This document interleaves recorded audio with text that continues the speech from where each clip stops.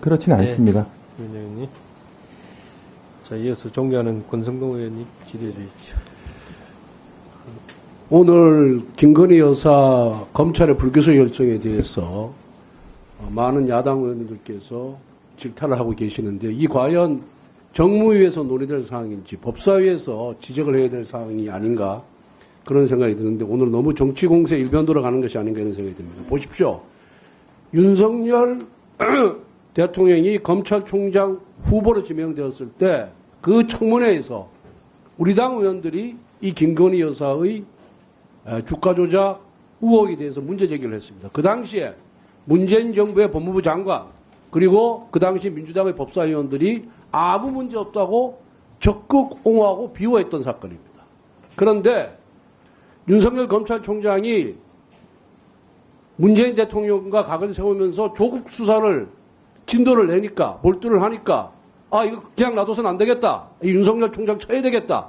그러면서 주가조작 사건을 이성윤 당시 서울지검장한테 시켜서 수사가 다시 시작된 거예요.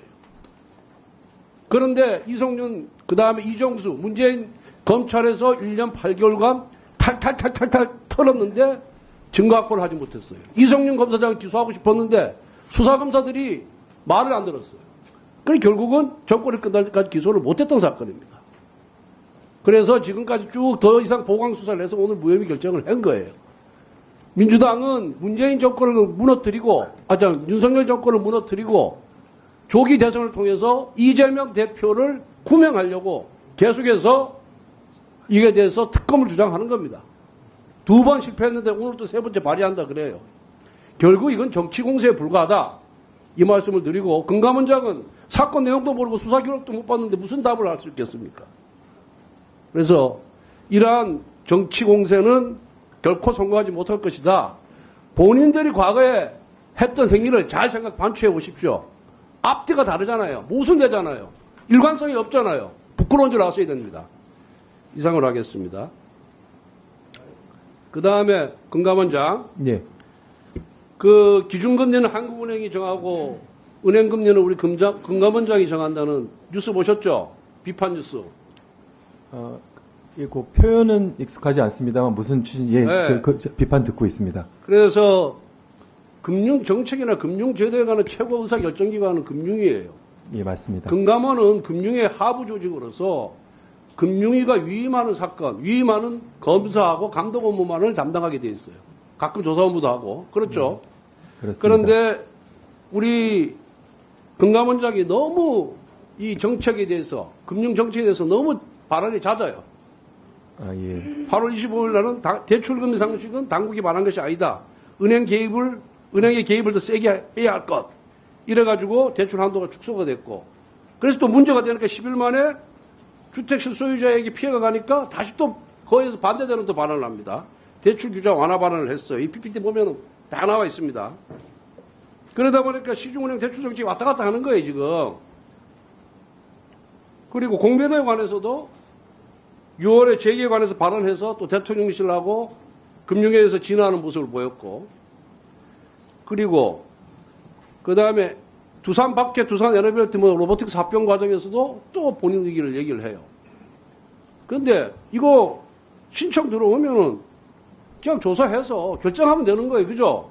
그런데 굳이 발언해서 마치 이게 잘못됐고 문제가 있는 것처럼 또 얘기를 한단 말이에요. 조사도 하기 전에. 그리고 우리 금융위 보험회사 M&A 관련해서도 금감원과 보험사 인수를 소통하지 않았다 이렇게 됐어요. 신청이 들어오면은 금융위원회 신청이 들어오면 금융위에서 조사해라. 금감원에 넘기면 금감원 조사하면 되는 거예요. 사전에 소통을 왜 합니까?